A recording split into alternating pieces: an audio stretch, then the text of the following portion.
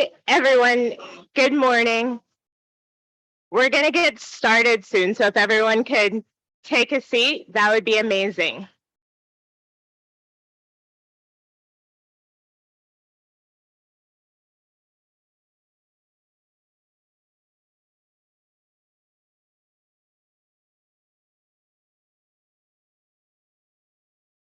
Hi, everyone.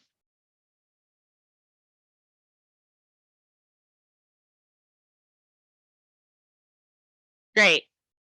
So I'm just going to go ahead. Hi, good morning, y'all. My name is Lauren Haynes, and I'm the Director of Curatorial Affairs and Programs at the Queens Museum.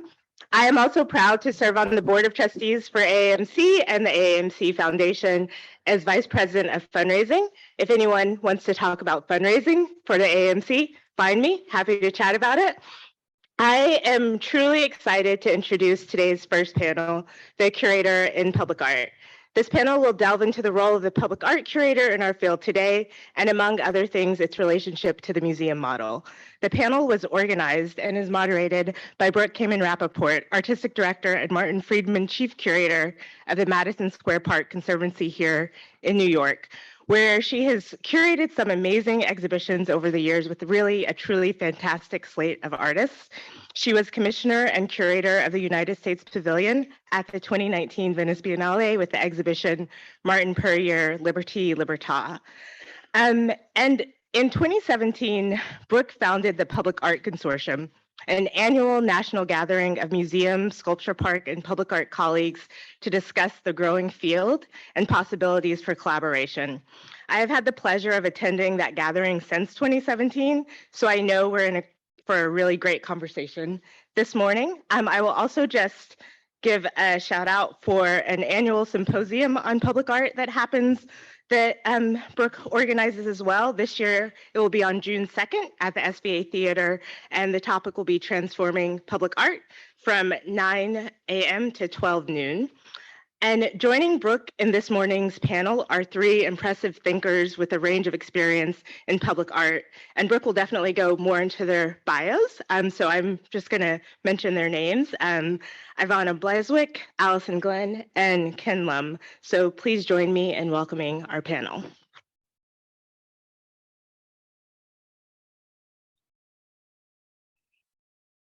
Hi, everyone. Good morning. Thank you so much, Lauren. Pinch me now. What an honor to join so many fantastic curator colleagues here in the audience and to moderate this panel discussion, The Curator in Public Art. Thank you to Judith Pinero and to Lucy Lydon for all of your efforts in the field and on this program.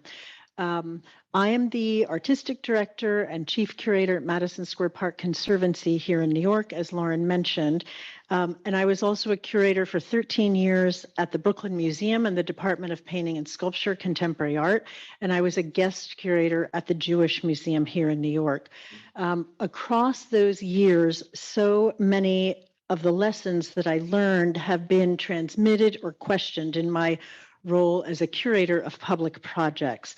Many curators who work in public art on museum campuses, in sculpture parks, or public art programs were trained within the museum. And with our 1 hour of dialogue today, it seems pertinent to reflect on a question that the artist and writer Robert Morris asked in 1979 when he wrote, "If there is such a thing as public art, what then is private art?" Perhaps such a thing as public art is what inspires and challenges, provokes neighbors and communities, young people and elders, students and workers outdoors in civic space and in rural space, in spaces where we witness devastation of climate and of social exaltation, camaraderie, and unrest. And if we heed artists and their work, we're going to find answers. Artists will continue to confront and consider, celebrate and conquer, construct and critique as they create new work in public. Curators and many communities experience fundamental tensions when viewing public art. ideas that uphold democracy and galvanize the artists who create new work. So today we have three distinguished colleagues to speak on questions around museum practice and public art, and if this has advanced or hindered their ongoing work in the public realm. Our panelists are Iwona Blazwick, a British art critic and lecturer, and she's here on your screen from London. From 1997 to 2001, Blazwick was curator and then head of exhibitions at Tate Modern. She was the director of Whitechapel Art Gallery in London from 2001 to 2022, and she served on the panel of specialist experts for London's 4th Plinth Commissioning Group, the site where temporary artworks are commissioned for the empty plinth in the northwest corner of Trafalgar Square. Blazwick was appointed Officer of the Order of the British Empire for Services to Art in 2008. She is a Fellow of the Royal College of Art. She's received numerous honorary degrees, and she is currently the chair of the Royal Commission for AlUla's Public Art Expert Panel. Allison Glenn is a curator and writer deeply invested in working closely with artists to develop ideas, artworks, and exhibitions that respond to and transform our understanding of the world. Allison's curatorial work focuses on the intersection of art and publics through public art, biennials, special projects, and major new commissions by a wide range of contemporary artists. She is one of the curators for the Counterpublic 2023 Triennial in St. Louis that's on view through July 15th. She received substantial critical and community praise for her curatorial work in the 2021 groundbreaking exhibition at the Speed Art Museum in Louisville titled Promise, Witness, Remembrance, an exhibition that reflected on the life of Breonna Taylor, centered on her portrait painted by Amy Sherald. Allison was also Associate Curator of Contemporary Art at Crystal Bridges. And Ken Lum is co-founder and chief curatorial advisor to Monument Lab in Philadelphia. He is the Marilyn Jordan Taylor Penn Presidential Professor and Chair of the Department of Fine Arts at the University of Pennsylvania Stuart Weitzman School of Design.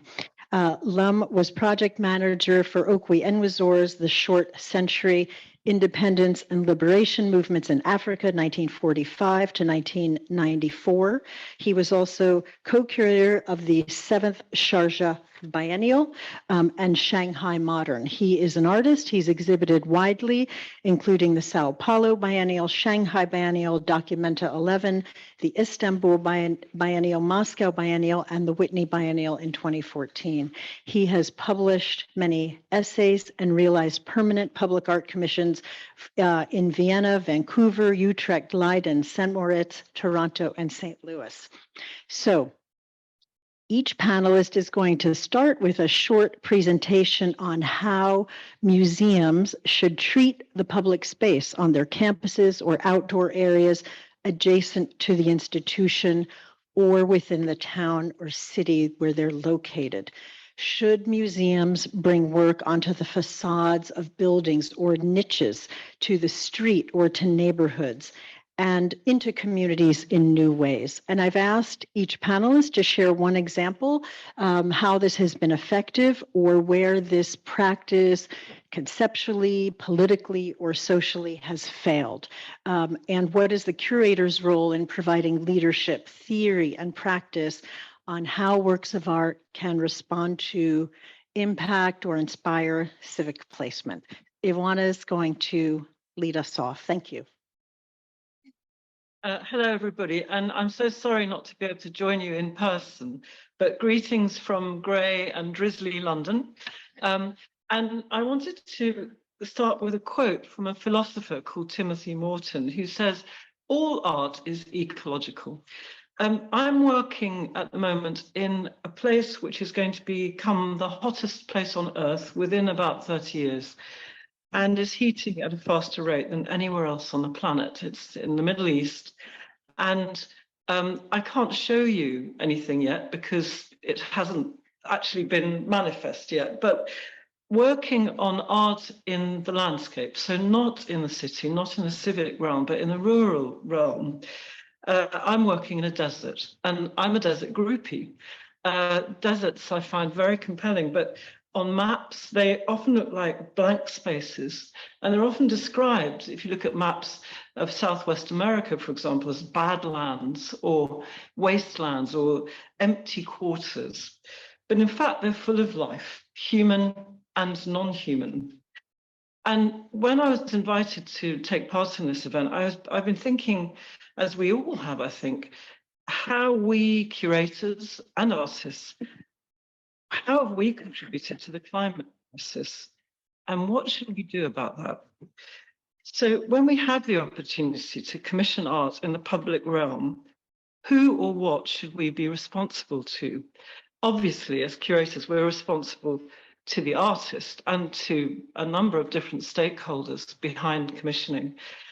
And over the last 20 or 30 years, we've also been increasingly considering our responsibilities to the communities who constitute the public realm and the many histories that create a kind of layered substrate of public space. But the question I'm going to ask at this event is, what about non-human species? What about the Earth itself? Thinking about art outside the city, should we consider the rights of mountains or forests or deserts where land art has typically been situated? Should we adopt a new criteria for art in the public realm, whereby we look from a 360-degree perspective on our carbon footprint? What is the cost to the environment of making art, of fabricating it, of shipping it, of locating work in a realm which is often pristine or remote? And can we approach this in a different way? Can we ask ourselves different criteria? For example, could we start using materials from a 100-mile radius? Can we ask ourselves, what is the impact of this work of art, not only on the people who might occupy or traverse the site, but also on bugs and birds, on flora, on fauna, on meadows or dunes, on hilltops or riverbanks? If we are occupying this space, how do we compensate for the loss of that occupation? So the question I'm asking is, can a work of art become generative?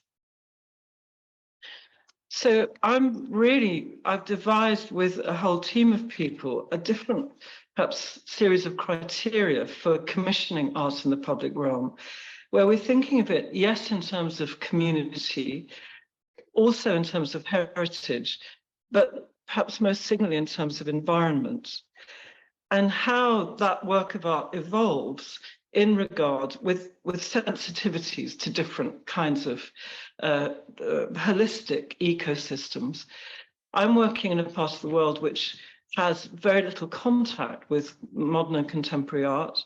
So how do I engage with a local community which is a rural community, which may be made up of farmers and herders or archaeologists or, all of the different kinds of communities that are not part of an urban ecosystem? How do we, in our work as curators, start engaging those people and mentoring people to come with us on the journey of the evolution of work of art? And in terms of those criteria, think with the artist right at the beginning of what's the assessment of the carbon footprint of fabrication, transport, installation? When we locate a work of art, what are the sight lines? How does it play a part in the wider landscape? What perspectives does it add? What does it obscure? What does it interrupt in terms of the movement across the landscape? So it's building a kind of mindfulness about all sorts of things: heritage, design, cultural sensitivities. We're thinking also about the minimum of a maintenance program. What's the future of a work? How do we future-proof it? So that the kind of programs of maintenance, of energy consumption, all of these things are taken into the conception of the work. So I'm looking at high temperatures, rising temperatures, aridity, wind, erosion, and the interaction most signally with animal and bird life. So this leads us then to thinking, how does art in the public realm, how can it contribute to the environment? What positive gain does it bring? And I've been thinking about that in 4 ways. First of all, the research that is going in now to a different kind of methodology is invaluable, I think, in many ways. So we know that artists like to go off piece, and because they're seen as outsiders, as oddballs, when they knock on the door of scientists, the doors all open, or engineers, or biochemists, or earth scientists, archaeologists. Everybody kind of welcomes artists. Somehow they've got a special past. And the kind of research that we're building at the moment, I'm working with an artist who is looking at salination, desalination project, which create lots of toxic waste. Desalination is a huge kind of growth industry for all of the territories in the global south that are confronting climate change.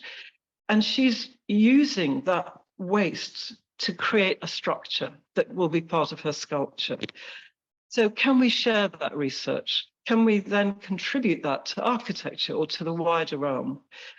The research that is also, of course, most valuable and has most application, I think, to this is the tenet of trust local knowledge, learn from local communities. And it's listening to people, listening to their traditions, their histories, their ways of being in the environment. This is one of the most invaluable sources of wisdom, I think, now for the evolution of a work of art. Iwona, one more minute just to wrap up. Okay, very quickly. Secondly, the way that I think art can contribute now, public art, to the environment is because of the intervention of the land, there's an analysis of what we're working with in terms of geological structure, minerality, temporality, the histories, the geologies, the deep time of archaeology, all of that, and the impact of modernity from plastic waste to pollution, air pollution. Thirdly, of course, is the experience of the work of art and the intensity, if you like, of our experience of being with that work. And through that intensity, a heightening of awareness of where we are and its fragility. So I think those are the kind of aspects of where I think we as curators can work with artists in a way that begins to meet the challenges of the climate crisis. Fantastic. Thank you, Iwona. Allison. Thank you. Thank you, AMC and Brooke, for inviting me to be in dialogue with these incredible panelists today. So it's interesting that the provocation that you gave us about success or failure of a work is something that I'm not quite sure I can speak to right now, because I'm speaking about a current project that is being built in St. Louis.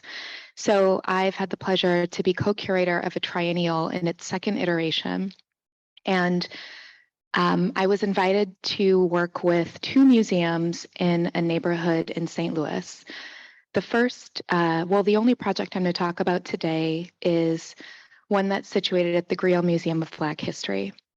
So founded in 1997 by Lois Conley as a wax museum, the Griot Museum of Black History is dedicated to sharing the impact of Black St. Louisans through narrative and storytelling. In West African traditions, a griot is a storyteller. The griot's logo is the Adinkra symbol of the Twi word Sankofa, which is an image of a bird looking backward that symbolizes the Asante ideology that one must know the past to overcome the future, which I think is a perfect sentiment by which to reconsider space, site, and the environment.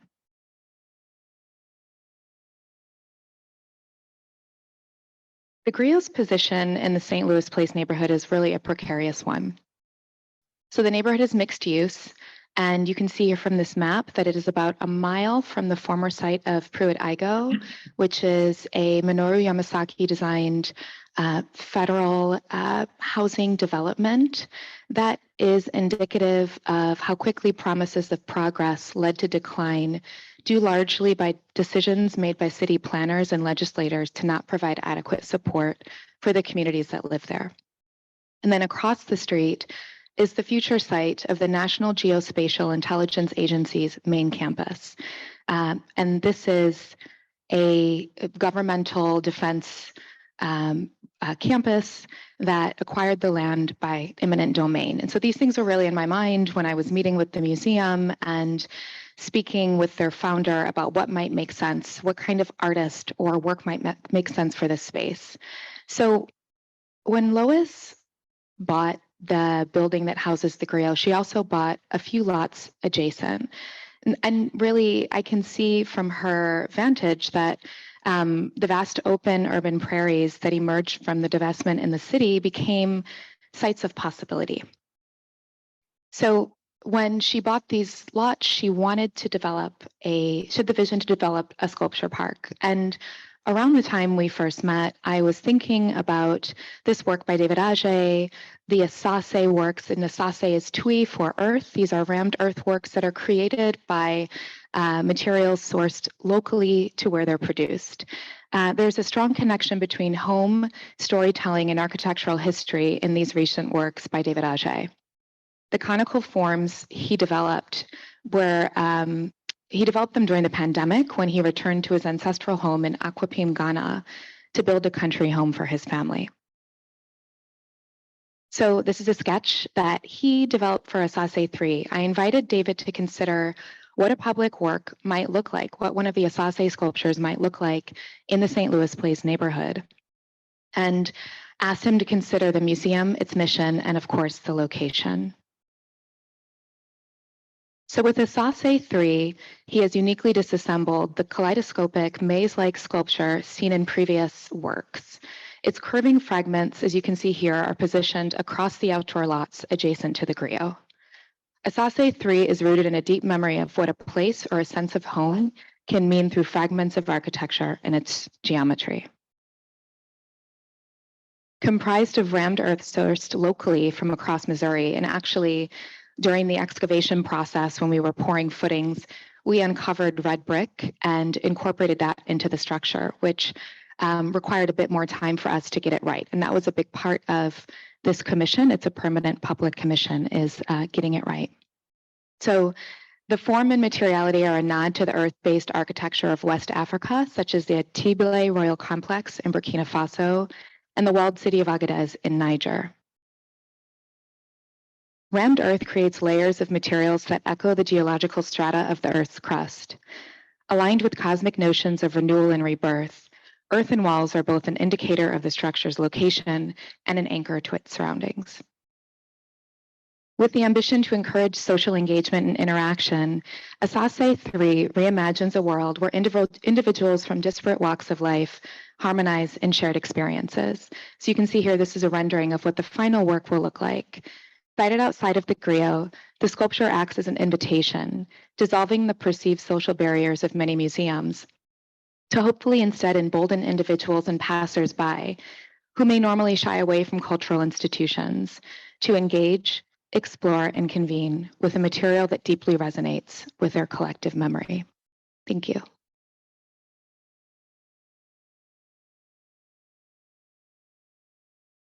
Thank you, Allison and Ken. Is on? Yes. I think so. Hello? Okay. Hi, I'm not affiliated with a museum or anything like that. So I wrote a longer paper, this is pulled from the longer paper. I just wrote it for this conference, but it's 20 minutes long. So take it as a series of thoughts and bullet points and questions about public space and public art from the perspective of an artist. I think we have to conceive of public space as a tension between sites of struggle, but also sites of possibility. In the past several years, especially, there have been ongoing recognition of the connections between symbols and racism and social injustice.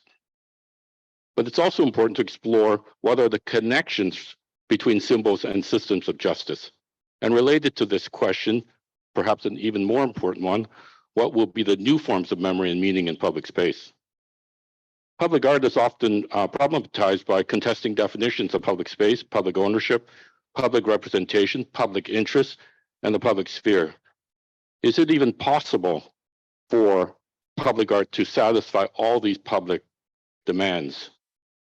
A most important question for today is whether the demand for democratization of public systems of representation can accommodate the participation of increasingly audible othered voices. There exists an assumption that public art always contributes in some way to the public good of a place. But what does that actually mean? I think it's important for us to tease that out.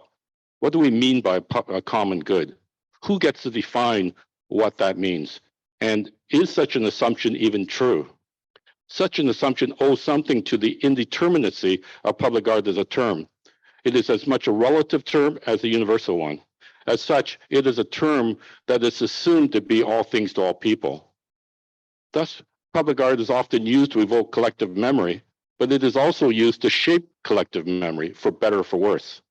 What is art's role in the transmission of memory, and whose memory?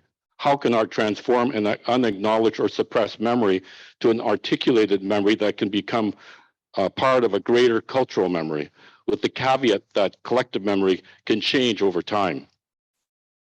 Public art must often compete with myriad visually capturing manifestations that is not art but entertainment form.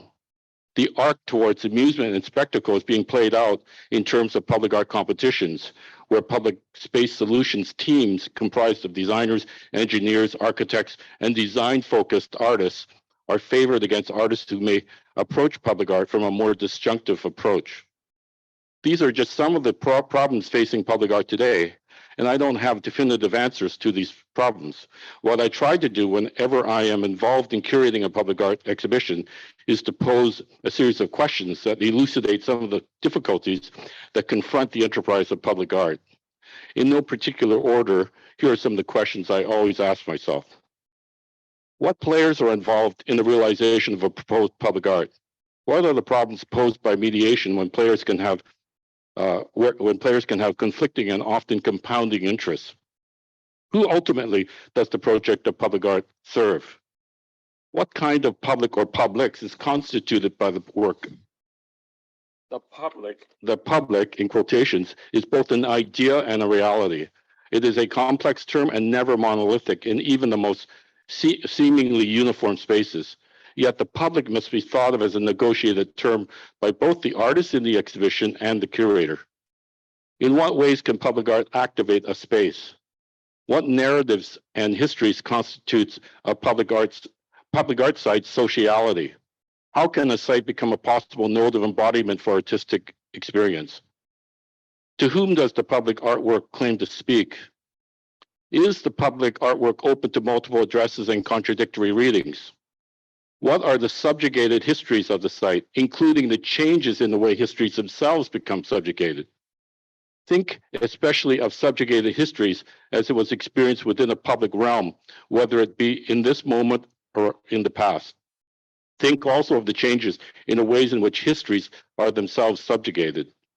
Is it possible to think of public art outside of the agenda of official institutions and administering bodies? Related to this question is another question about whether public art can return art to some notion of a sacred that is connected to everyday experience and ritual. What is absent from a site of public art? What is not there in public space? These questions involve the problem of imagined communities as well as a divided self whose affiliation with the community is both present and absent. And it's not the last question. I have a lot more questions. Sorry. Okay, but I'm running out of time. What constitutes the life? Sorry. I went over 4 minutes. Sorry. What constitutes the life of a public work of art? I ask these questions not just of public art, but of art in general, to keep front and center the deeper questions of just what it is that can safeguard the dimension of public reception for art. Thank you.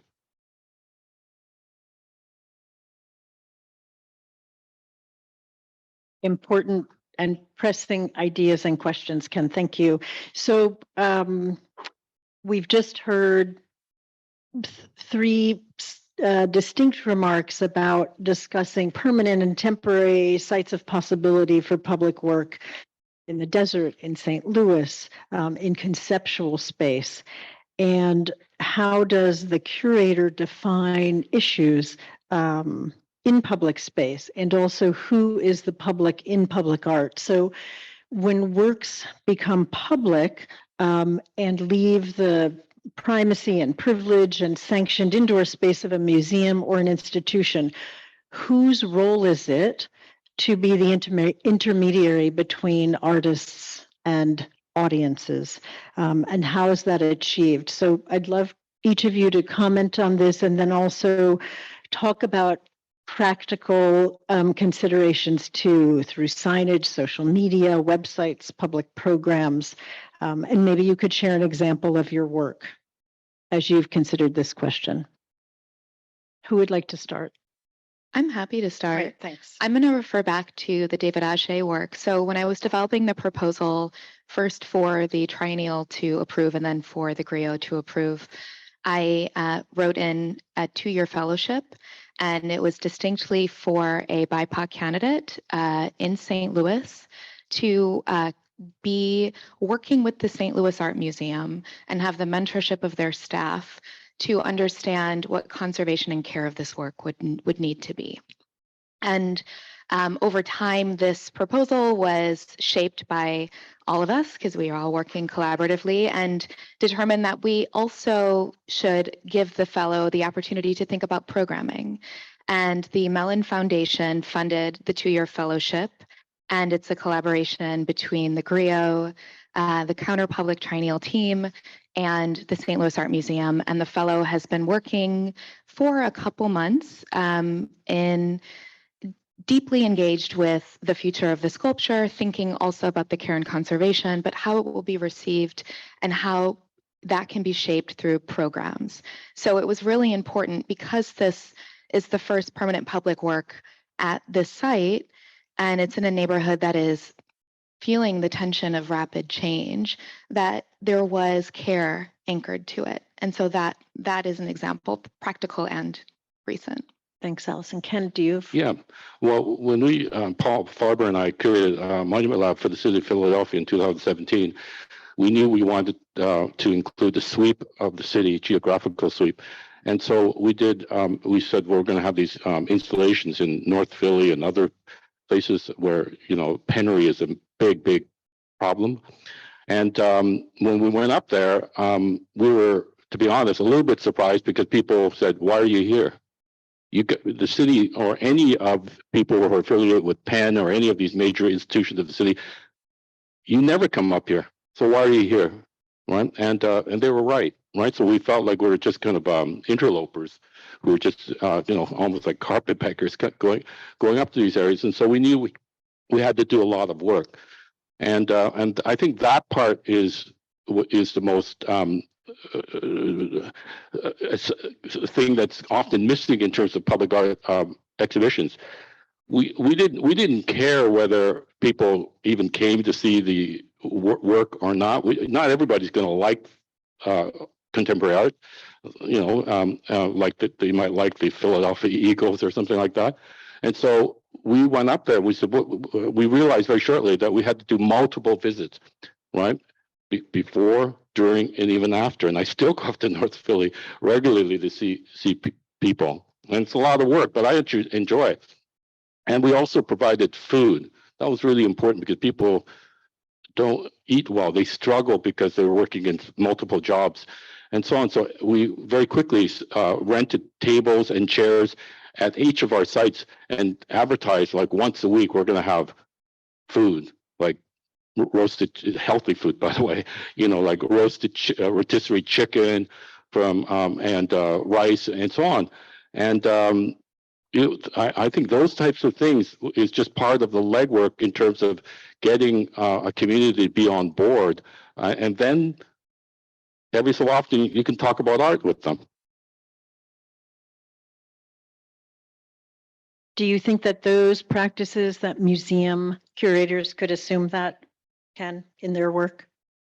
I think they have to if they want to go out into public space, right? Because I think there's a sense of alienation among many communities from museums, right? And museums have a lot to offer. I like going to museums myself, but I come from a very poor background, and I remember how intimidated I was walking into a museum for the first time. I didn't walk into one until I was like 19 years old.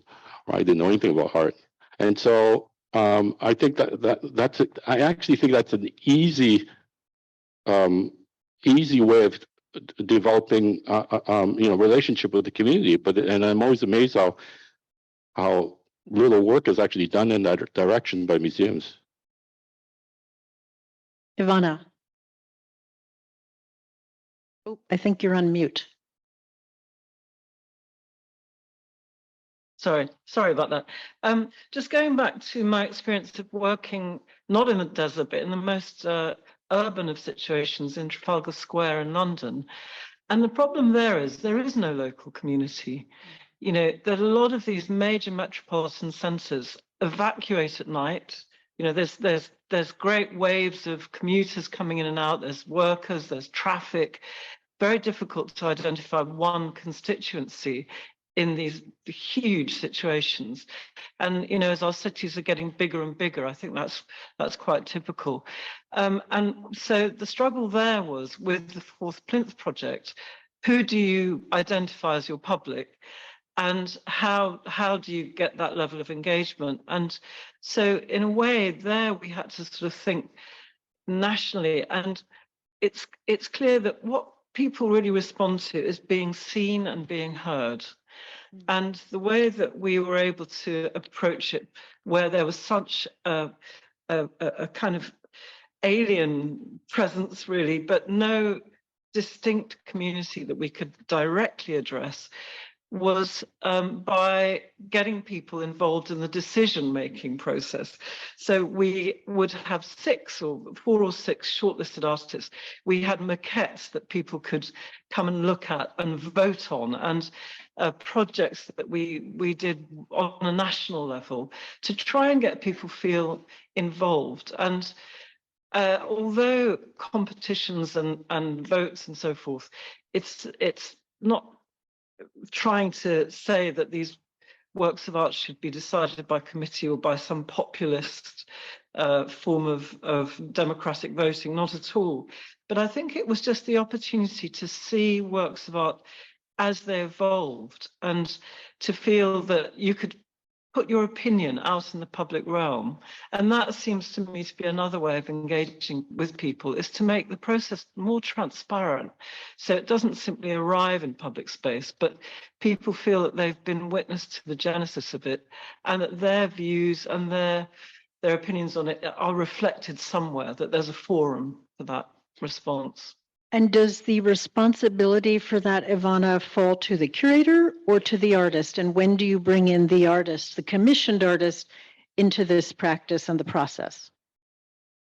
Definitely the curator, I think, because I think perhaps we place too much pressure on artists to be all things to all people. And as Ken rightly points out, who is it for? You can't predict, because we don't know what the future is. We don't know how populations change.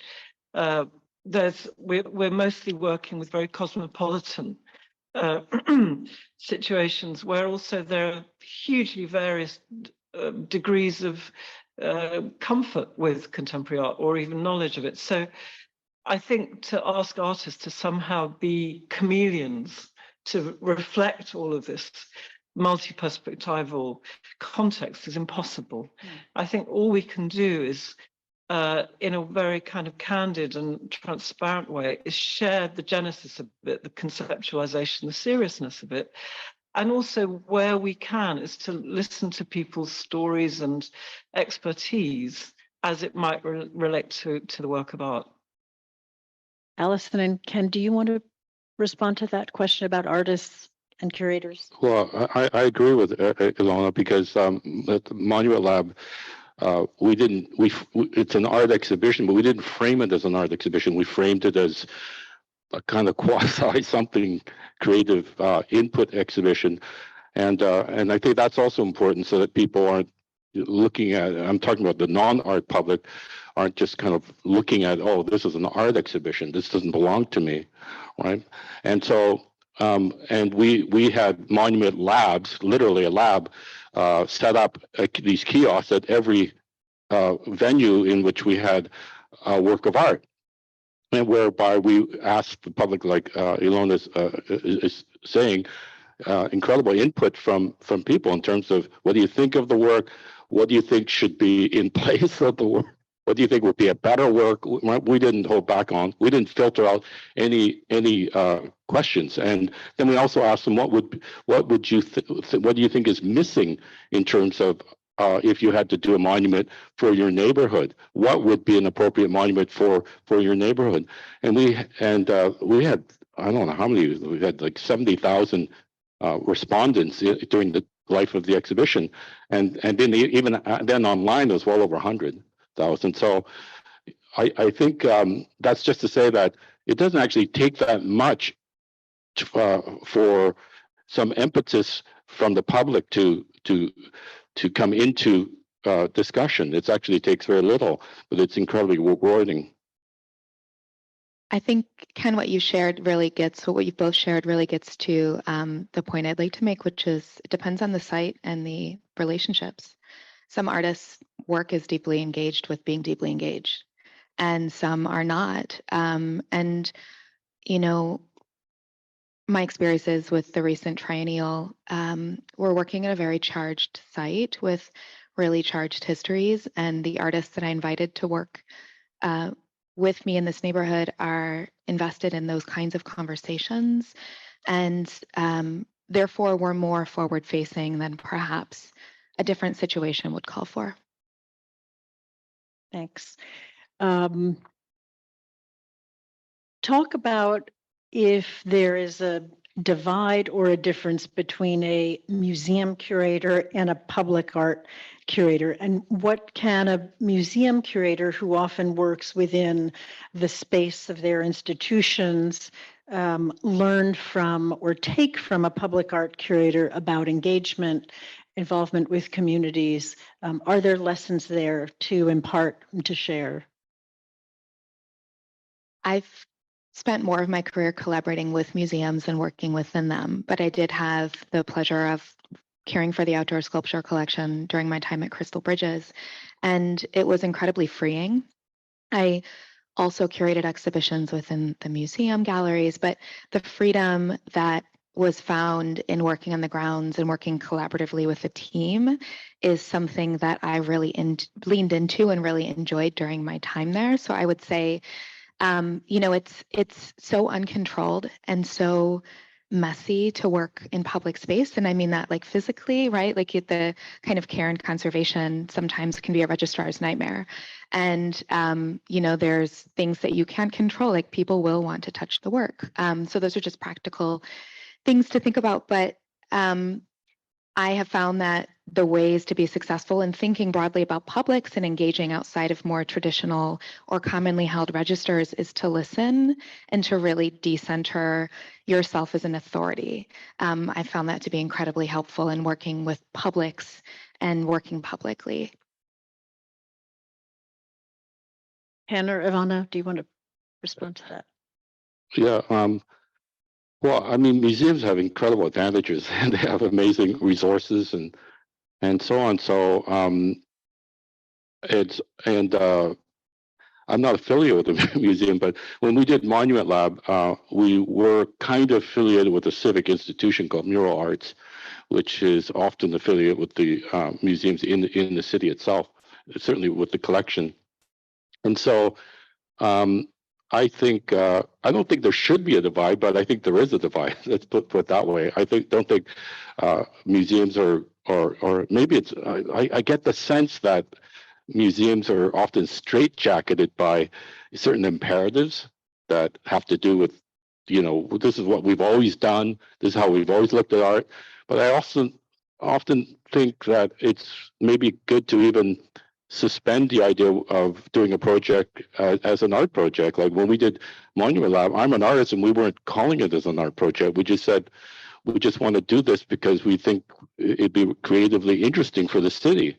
We want to talk about hidden and suppressed histories of a city and all the problems and so on. And of course, we're interested in not so much creating art, but creating public dialogue and public space, right? So sometimes it's just a matter of just reframing a project. And of course, those in art can say, yes, of course it's art. We can do that with a nudge and a wink, right? But I don't think we need to, in a public space, always kind of frame everything as like this is institutionally framed by a museum as art.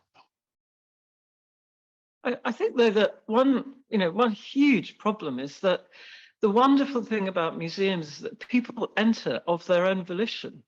And when they step through the threshold, they are preparing themselves for an aesthetic experience. That's what they're going there for. But when you're in public space, in a way, it's a violation. Some people see it as a violation of their space. It gets in their way. It wasn't there before. It might take something that they treasured and cherished, and a view even, and it's been interrupted. So it's exponentially more challenging, because we have an uninitiated public, many publics, who didn't ask for this, and they're not seeking it out, and yet we are seeking them out. We want that interaction with them. So I do think that the kind of psychic dynamics of it are totally different, and it makes one yearn for the white cube, because you formed a relationship with the viewer right away. They've come because they want to be there. So I think that's very, very challenging, and it's a whole other set of kind of procedures and frameworks that we have to deploy in the wilderness of the public space, as it were. I really appreciate that. I just wanted to add, there's like a third space, right? There's the people that perhaps don't believe that an aesthetic experience is for them, and so therefore they wouldn't elect to go into a museum. And those are the people that I'm hoping this work can capture, right? Like spark someone's imagination or excitement or joy with a work, and invite them to dive deeper. Sorry, I also want to say that the many publics out there, right, because society is highly differentiated socially, which creates a kind of a problem for art, because but it's also, I think, what makes doing public art so kind of rewarding, because it's less differentiated when it's framed as art for a museum. Right, I'm not saying that audience isn't heterogeneous, but it's definitely not. It's definitely skewed class-wise, skewed racially, skewed in ways that limit the expanse of the constituencies that make up the audience for art. Second point is that the public actually have a lot of really interesting ideas about art, and it's always from the perspective of lived experience, embodied experience, right?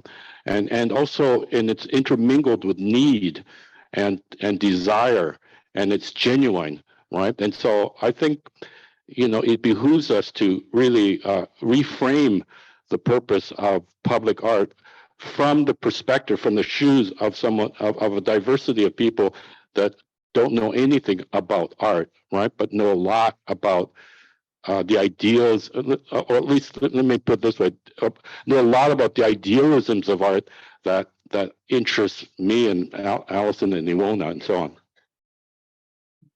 I have also Go ahead, Iwona. that what great work is when it stops people and it adds a new temporality to life, because life tends to be about getting from A to B as quickly as possible, and what I think is its immense power in the public realm is that it changes time itself, and the experience of being is directly impacted by it in a way that takes you by surprise. I think that's right. And I think that sometimes, most often, people see works of public art through happenstance rather than making that an intentional destination. I have so many more questions for you three, but I think I've been told it's time to open the floor to questions. To please come up to the microphone for questions. Thank you.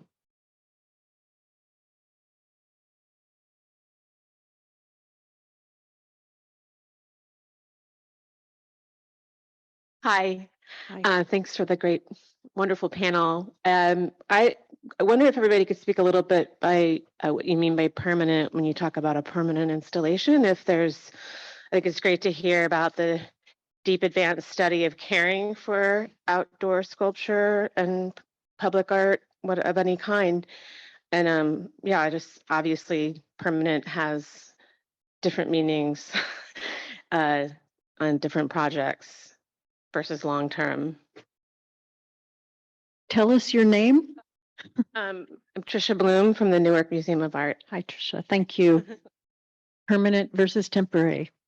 Well, I feel that this is also a question you could answer, Brooke, with your work at the consortium, the Conservancy, which is a consortium of colleagues. But so there are many ways I have worked within different frames or temporality as it comes to outdoor sculpture. So you can do a long-term loan. You know, a new commission is something that one body or many collaborate together to create, and then it can tour, kind of like an exhibition you would have in the galleries. Sometimes those commissions can be long-term loans.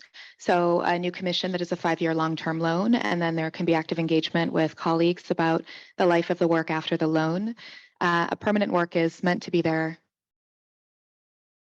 forever, but I feel it feels difficult to say forever, right? Because what does that mean? It's meant to be placed in that location, to not move, and to be anchored with that institution. Ken, do you want to add anything else? Yeah, I just, I was going to, for my longer talk, I brought up the example of a public work called Pink Teeter Totter, which is on either side of Ciudad, of El Paso, and I can't remember the cities, but on the other side of the border with Mexico. And of course, you have this horrible metal structure that divides the two communities, which have historically had great close ties with one another.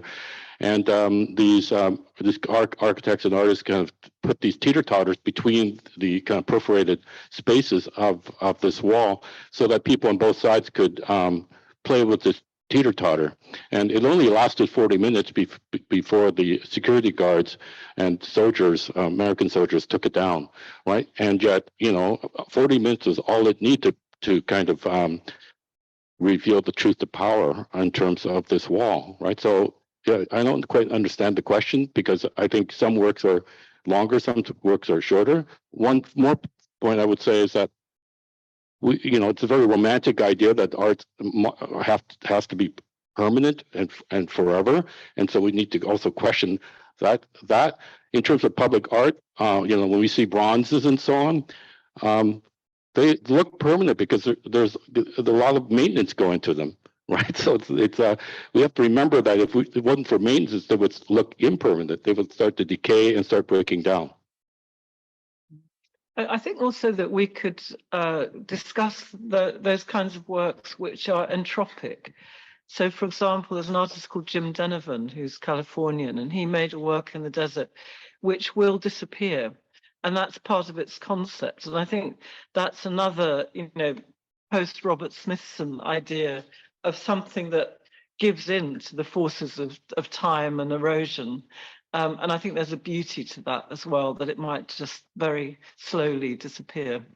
I think that's right. And so interesting. When we commissioned a project with Leonardo Drew in 2019, he said he wanted the weather to be his collaborator, to just take that work down, ultimately to the ground and into disappearance.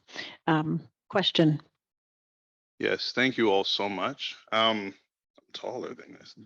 I think I'm going to actually ask the same question, but in a different context.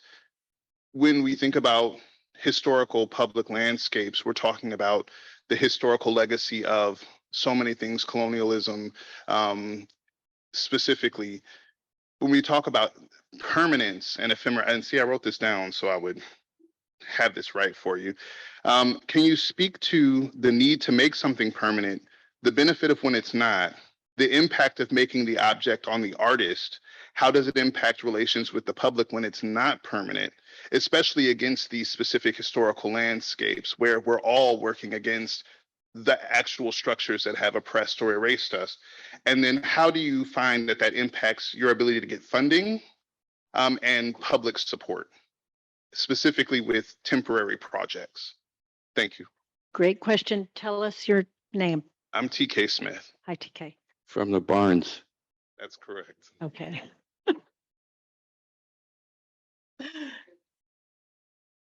Go ahead. That's an incredible question. Thank you. I'm going to refer back to the commission of David Adjaye's permanent work, the earthwork. For me, the intention, knowing what was happening in the neighborhood and knowing that developers have bought up all these open lots, these urban prairies, and there's this tenuous relationship between the past and the future, but what about right now? What about those communities that live there, the people that call it neighborhood home, the museum that's been operating for 26 years on a shoestring budget? Not shoestring, but quite small. And the intention for me was really to, and David put this way better in our dialogue at the opening, the work is a Trojan horse, right? So it does something else. It shows up in one way and it does something else. And I actually struggled during the process of commissioning this work with how permanent it is, knowing that this kind of occupation stands in stark contrast to my co-curators' work, such as Risa Puleo or New Red Order, who are thinking about, different, are relating to the land in different ways with the works they commissioned. And so I struggled with this, but ultimately felt confident that this work, my hope is this work can anchor this museum and that they won't be pushed out by the few developers that have bought up all the land, and they won't be pushed out by the NGA across the street.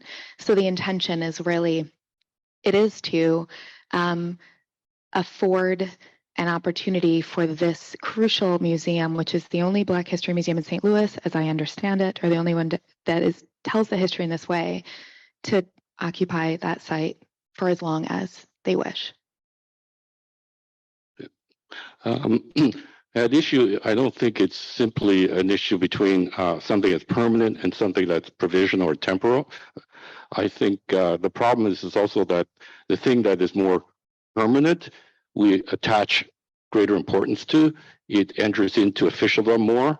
And so and that kind of builds, often reproduces a kind of hierarchy in terms of what is more important, what is less important, what is deemed to be more important, and that affects the habitus in terms of how we are supposed to behave as citizens, right? And so it's very didactic in that sense. We structure our behavior according to what we know is official and therefore less challengeable, right? At least openly challengeable. So that's one issue. The other thing too is that, like, we've been the response to, let's say, problematic monuments being permanent isn't and taking them down, which I support, isn't that it shouldn't be, the answer shouldn't be that we should put up something that's provisional or temporary. The problem is that there are no punctual monuments to slave auction blocks, to hanging trees, and so on. So there's a dearth of permanent monuments to the effects of slavery, which continues to endure, right? So I don't think it's simply an issue of like permanence versus provisional. I wonder also if because we tend to look back at the history of public sculpture in terms of statuary and plinths, and that maybe, I mean, what you've described that David Adjaye is doing, maybe it's also works of art that don't present, single symbolic objects, but rather present situations. That it's a kind of civic space or a place. It's placemaking, if you like, where something can evolve over time. So it doesn't become locked into a fraught space of symbolism, which only marks or memorializes one aspect of a society, positive or negative, but actually encourages an ongoing sense of ownership and occupation, in the here and now, but also for the future. Wonderful question. Thank you so much. Do we have time for one more question? Evelyn, hi. Hi, I'm E. Carmen Ramos from the National Gallery of Art, and I just wondered if you could all talk about the space of the sculpture garden, right? Which is a kind of a different public space. It's not necessarily entirely for the uninitiated. At least at my institution, you have to enter in through a gate to get to the garden. So it can, for many people, be associated with the museum, although many of our visitors don't associate it with our museum, which is a problem. But, given the way that we've been talking about, public art as, in this kind of, empathetic and broad-minded way, I just wonder if you could talk a little bit about the space of the sculpture garden. And, are there examples? Are there institutions who are thinking about this space in a sort of different way, in a more inclusive way? I would just love to hear about those. Thank you.